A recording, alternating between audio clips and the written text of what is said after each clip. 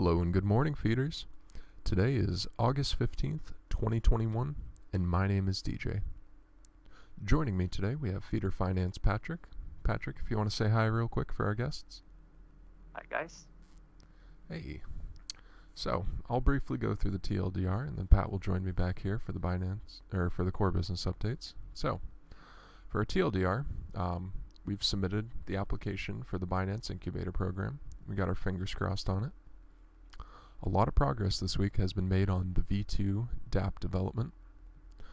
We have launched Bitcoin Binance, the wrapped version of Bitcoin, and BNB AutoFarm compounds.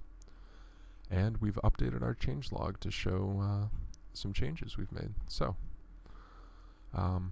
moving on to this first big juicy piece of news here. We've completed our prep for the Binance Incubator Program. You want to touch a little bit on that there, Pat? Yeah, sure. I guess just briefly, because we touched most of it last week, but Monday was when we finalized everything and submitted to Binance, and now we're just fingers crossed. Maybe there, just to touch on some things that community actually asked. There was a question about in the application site at Binance, it was saying, if you exceeded, I'm not sure what it was, maybe 3 or 5 million in market cap, that you don't qualify. I think that was more not qualifying for the seed investment because we just exceeded, the size for, a smaller round. Right. But if you go further down to, look at who can actually apply, it doesn't really say that, there isn't a size restriction. Mm-hmm. So I think we're good on that front. It's just, and we don't really need a seed investment anyway because we're beyond that stage. Yeah, we've so already gone way past the pre-sale. Yeah, indeed. So I think we're good. And just fingers crossed. And let's see if we'll at least get through the first round and then hopefully further down. While we're talking about the Binance Incubator Program, I know that's been a point of interest for our community for some time, but some community members have also brought up the MVB3 from Binance. Is there any plans for the Feeder Finance team to apply for MVB3? Yeah, I actually spoke to Jimmy about it the other day, and apparently all we need to do is to embed code for Binance to track our activities. It's going to be tough for us to compete because you really compete on activity of your smart contract, and we're still, we're not one of the top BSC projects yet, and so, but we'll do that anyway. But it's a bit far. It's a long shot for us, but we'll try. Hey, still worth doing, right? Exactly. Yeah. Cool, very cool. So, moving on from Binance, looks like there's been a lot of progress made on the V2 version of the dApp here. You want to talk about that? Sure. So if I break it down, I guess there are 4 parts to this, V2 development. Mm-hmm. The first part is the design, and then there's back end, front end, and then the products itself that is going to be released with the V2. And which would you say is the toughest hurdle of these? I guess, none of them are tough per se. It's more about, it's more about getting them all done in time. Mm-hmm. This is always the toughest part because we're always in a really, really tight, we always have, a high expectation for ourselves. Mm-hmm. And maybe because, we want to really, it's a fast moving industry and ecosystem, and we don't want to get left behind. And so we're always trying to do things as fast as we can. But, obviously there are securities and testing and so on and so forth that needs to be done. And so those things can't be rushed. Mm-hmm. In terms of designs, we're mostly there. We have the high level designs all done. It's more about, well, in Jimmy's word, he says something's missing when he looks at it, and so we're still trying to figure that out. Personally, I think it looks great, but Jimmy's a much better designer than I am. That's not my strong suit. So we're still trying to touch up, the new pages, and we'll have to not redesign, but more like just to match the older pages that we have now, like the dashboard and the investment or the invest pages, to make it look and feel like the new V2 that Right. we've done. So, progress on that is roughly 80%. Um, on the back end side, it's mostly just building all these APIs that track things, and the numbers that you see on the front end, those are shown because we have all these APIs running on the background. And shout out to So we're building Raphael. that. Shout out to Raphael for all Indeed. the hard work he's been putting in with those APIs. Yeah, that's mostly Raphael's work. He's been helping us a lot with APIs. Is great with that stuff. So Everyone be thanks, sure to give Raphael. him some love. Exactly. So that's where we're roughly 70% there. It's a lot of the APIs. I mean, most of the APIs are complete, but it's now just trying to wire them together. When there, some pieces need to be put together and all that stuff. So that's what we're working on, and then we'll need to also create like a wireframe sort of blank UI front end for those, and then we'll put the front end design, you know, the beauty stuff, aesthetic stuff on top of that. Mm-hmm. So that's what we're working on, and same thing with the front end. That's basically the front end needs to come in last, because we need both at first the design done, and then the API is done, and then putting them sort of structurally together, and then coding the front end, and we're roughly halfway there, because it's following the first two steps. And for products, like we said, we target 100 total products, including what we've already launched. Mm-hmm. We'll try to get there. We might not hit 100, we might miss 20, but we'll launch those after anyway. It's not a big deal.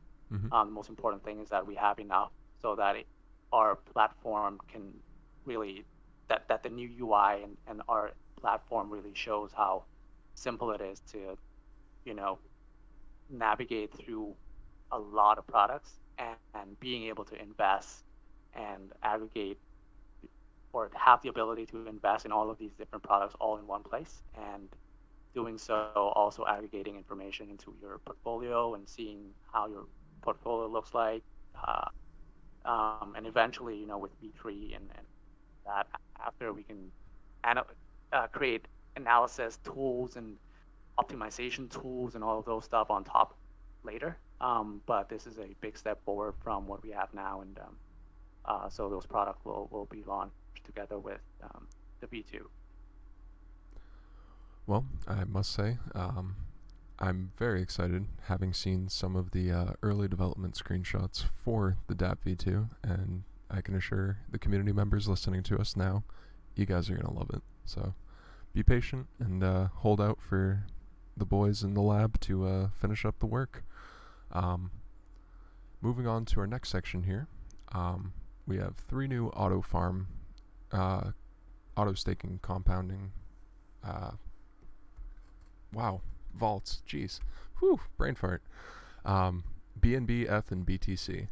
Will the 5 new vaults here, Rabbit, XVS, ADA, MDX, and Bunny, will those be included in the V2 launch?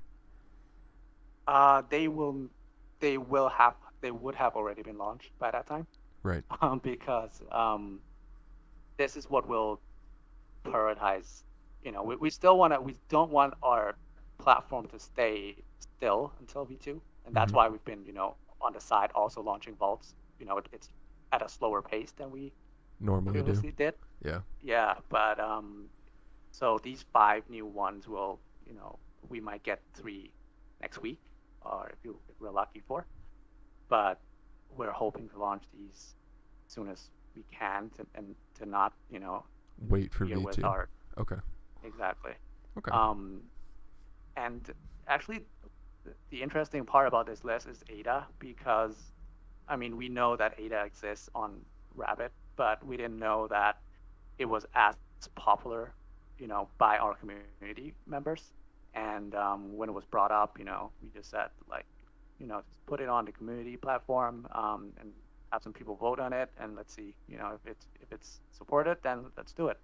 Mm. And 5 minutes later, we had like, I don't know, 8 or 10 upvotes, which is a lot for our standards. Oh yeah. So and we're excited to include it because it's actually that's what we want to do, right? Like we want to have our community drive our development, Mm-hmm. and the fact that this coin was recommended and the community actually engaged with us on the community voting platform, and and the fact that we can do it and we can do it soon is really exciting for me because it shows that this platform can be directed and help develop by the community, and so I'm excited about ADA to see how much love this vault will get after release. Oh, I'm sure it'll get tons of love. Ada was the mother of computer science after all, so we tip our hats off to her for everything we see before us today. Yeah. All right, well, moving on from our auto-staking releases and our future releases, we have our Pancake Swap farm auction. So we didn't win the last one, which was okay. Seems like we got a lot of new members and a lot of traction from even just being in the last Pancake Swap farm auction. What are your hopes for this one, Pat? I pretty much hope for at least the same results. I mean, it's going to be more competitive this time around. I mean, a lot of people tell me it's going to be less competitive because, it's not the first time hype anymore. My personal view is more like, the price has been set. Like, I think it was 10,000 cake as if you want to get into the top 5. And the fact that we have that as reference, that might be the close to that might be the starting bid, which makes it more difficult for us, to have as much exposure as last time, because last time it was, it started really low and we tried to keep up, and because if you stay on top of that list for a while, I think we stayed at least 20 hours, between one and never one, but between spot 4 and 6, and that gave us a lot of exposure. Mm-hmm. And it remains to be seen how competitive the bid will be this time around. My take is probably more competitive, but we'll see, and we'll try as best we can to keep up. But if it gets to 10,000 whatever cake, that's still quite a lot of money for a week of farm. Yeah, and weren't it lasts weren't they only putting out, what was it, like 7,500 cake? So the team that ended up spending 10K cake ended up losing 2,500 cake. Yeah, and I mean it's a marketing expense, right, for the team. Oh, absolutely. Because the team would spend that, and the community, or not even only the community, but everybody else, would be farming that, and so it's a lot of money for a week of exposure. Mm-hmm. And the biggest exposure really is to basically participate, and we do want to participate as often as we can. Mm-hmm. And even if you want, you can participate again next week. So this option, I hope, will stay on for us on a weekly basis, and we'll grow our budgets for this until we finally reach that top 5. But personally, I feel like the fact that we're participating has the biggest effect, less so actually winning. Right. And the goal would be to stay as long as possible on that top 5, because that's what Pancake retweets, that top 5 list, and that is what people look at during the auction. And so, well, I guess we'll try our best, and community members can help because we'll probably need help. So if you guys have a spare cake or a couple spare cake, at least 50, please do And help why us. why the minimum of 50, Pat? Just so our community members can understand. That's because we'll have, if we don't win, we'll have to return it. Yep. And if I get 100, 200 people sending me one cake, I'll have to. Actually, Jimmy would have to return 200 wallets, a cake or two, and it. To be honest, it doesn't really make a significant impact to, our ranking on that auction list. Mm-hmm. It's usually when project pop up, they pop up 1,000 cake. Oh, yeah. So so 50 does make a marginal impact, and we can't we can't set the hurdle to 100. It's too much, but I think 50 is something that is reasonable for most people, and it does make a difference. So that's why 50. Sounds good. That works for me. And be sure to send the transaction hash to Patrick on Telegram, so that way we can return it to you at the end of the auction if we do not place top 5. Yep. Perfect. So the last things here, we just have the feeder finance DApp changelog, just some minor changes here. Looks like we just added 2 targets and changed the harvest reward then staking flow. That's actually very nice. Very nice upgrade right there. I know it's a little minor one, but it's one that definitely makes a world of a difference in keeping up with having a platform that constantly updates. So big ups on that one. And and I do encourage people to, because we have thousands of people actually interacting with the site, daily, and those, couple of those people, a couple of you guys find something that is not working perfectly, and we do want our platform to work perfectly. And so, with more eyes and more, more trials, we find these things that are missed by us, the dev team, because we're working on a lot of things. And so we do want to improve every aspect that we can. So please let us know if you find something that you think can be improved. Just let us know, and we'll work on it as soon as we can. Yep. Feel free to direct message us. We also have suggestions channels in Telegram and Discord, and we are always listening, guys. So please participate. Let us know. And then there actually is one more thing that we wanted to touch on today. So it looks like there was, 26,000 Ethereum taken off of Poly Network this week. I guess that's significant amount of money. Yeah, indeed. That was the biggest news of the week, I guess. There's a lot of news, but this was probably the biggest hack ever for crypto. 620 or so million was hacked out of Poly Network. My gosh. That is, I don't even know what I'd do with that much money. Oh, I can think of a thing or two, a nice yacht, stuff like that. Well, not as nice as Bezos' yacht because he can't afford it with 600 mil, but 2 Lambos. 2 Lambos. That's what I'd buy. Yeah, exactly. Yeah, one towing the other. That'd be nice. There's an idea. So let's just dive quickly into this so we don't extend our podcast forever, like some people may not appreciate. So just to give a quick background, Poly Network is I understood it correctly, it's a bridge that bridges most of the bigger blockchains. Yep. And the hack that happened was there's a bug, and not going into the details here of the technical stuff, but there was a bug that allowed the hacker to change where these transfers were going, and he basically, did the obvious thing to change that to his own wallets, and so that's what happened. That is insane. I was reading the Peck Shield. I think it was Peck Shield that had gone through the vulnerability and explained it all, and just seeing the amount of little nuanced things that could be overlooked easily. Like, it is amazing that this hacker was able to find this exploit. Honestly, it just seems like such a tiny thing, to go from one little tiny exploit to another that leads to this snowball of exploiting, and eventually it just takes the whole network. That is wow. But I think it's important for us to keep track of these exploits as they come out, so that way we can better understand how to protect our product.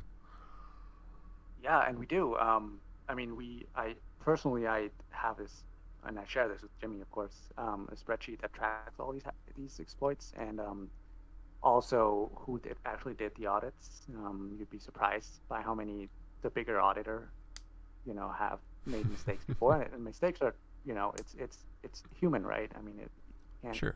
always blame. So, and it's a new technology. It's a new field. It's very experimental. So, and I guess that's what one thing that came out of this is the fact that the market was not reacting to this at all. And if you remember on that day, like the market was up and, it dipped for a bit and then it, went straight back up. We were on a bull run and the bull run didn't end with a 620 million hack. Oh, hi there. Yo, sorry about that. No worries. I'll be right back. You continue to explain. Yeah, sure. I'll do that. And I guess, just to keep things flowing here without DJ, I guess the good thing the good message that came out of this hack was the fact that the market and the participants were really understanding and, understanding of the fact that our ecosystem, our blockchain industry is really new. And every hack that actually happens it opens up new learning curves for developers and for participants to understand where the risks are, because I think with a lot of new technologies, you can't imagine all the things that can go wrong. And the fact that one guy has to suffer, everybody else actually wins out of, one guy. I mean, there's a lot of people that suffered, unfortunately, but one incident that happened, it protects us from future incidents, and it makes the entire ecosystem more secure. And I think that's the key message that came out of this. And a lot of media writers actually, see it this way as well. That's, I think, why the market didn't really react, because they're starting to expect these things to happen with our ecosystem. Well, I mean, and there is also the risk associated with, the high APYs that are being offered. And I think that's one thing that we always tout, is that the reason that some of these APYs on some of these projects are so high is because of that. There's risk that comes with being on this new technology and being in this new front. And so I think and continue. To the APY aspect of it, I think there are two aspects to getting high APYs. Number one is the reason we are not giving out tokens for our products is security, because if you follow all these exploits, a lot of it was an exploit that allowed for vaults or products to issue tokens that then got dumped into the market because these products were offering rewards. And our decision to not do that was, number one, because it's more secure not to, for the token itself, for our community. And I guess number two is just because it's so unsustainable, because when our token is going up, the APYs go up and all the TVLs are flowing in. And when the tide turns, the opposite happens. So you have all this vicious cycle of going up big, both TVL and price, and then going down big because everybody's selling and everybody's stopped using our platform because they came here for the APY, not because our product is any better. Right. And I guess the second point is on a macro level, the fact that, and I might have spoken about this before, and definitely on the community chat, is that the fact that you're getting 20% on your USDs and you're only getting 25 bips in your bank account is because there are risks. Like, it's not risk free. Even if it's stable, it's not risk free, because there is these exploit risks, and there are these conversion risks and pegging risks, like USDT, BUSD, whichever stable coins. These are pegged, securities, and pegs do break before, even in the real world. Like the 97 Asian financial crisis, we saw pegs breaking. The Bank of England, Soros is breaking the Bank of England peg. All of that is happened before, and so that's why the APYs are adjusting for that risk. Why we're getting all these APYs, and so you have to understand that. Well, be aware of it. Absolutely. I think probably one of the best takeaways from this was that the hacker ended up giving all the money back. That is something that I don't know I could do the same. If I had 600 mil in my wallet, I don't know if I would give it back so easily. I mean, I probably would. The man probably has hell in creation coming down on him for it, but I think it's very significant for Mr. White Hat to have returned this money and said, here, take this, fix your shit, get it right. You know? Yeah. And my thoughts to that is, actually, I think it's partly, I mean, I don't know his motive, but I think partly it's because of how the entire industry was going down and raining down on him. Mm-hmm. And there were reports that some security firms were actually closing in on, finding out who he is. Oh no. And so, and I think, and that's actually a good thing, because the fact that we don't have proper government-led regulation, but we can sort of regulate ourselves, because USDT, for instance, stopped his transactions, or and Curve, I think, stopped his wallet too. So this is, and I'm really happy to see this, because it shows that we can self-regulate as a industry, and even though we need regulation, if it comes slower in the way that we hope, there are certain security already establishing by just the people trying to regulate and help each other and finding out, the bad guys and protecting the good guys, and all that is really, really nice to see. I think it'll be interesting to see how regulations roll out from here on out, considering it's a a global economy that you're trying to regulate. It's not like it's just a U.S. based project, or just a England or UK based project. These cryptocurrencies and their teams span across the globe. So it'll be interesting to see how the next generation of regulation is rolled out for these currencies, considering that they're not exactly tied to any one nation or one set of standards for how things should be done. So yeah, I think the self-policing by these different groups is incredibly important, and will be vital going forward to making sure that the ecosystem stays safe and lays out a pathway for regulation to come in. So yeah, 100%. Lots of good stuff this week, Pat. Is there anything you'd like to say as before we wish our viewers farewell? Nope. Just stay safe with your risk, and invest wisely, be diversified, and we'll see you guys next week. Sounds good. And remember, feeders, stay hungry. Ooh, I hit the wrong button there.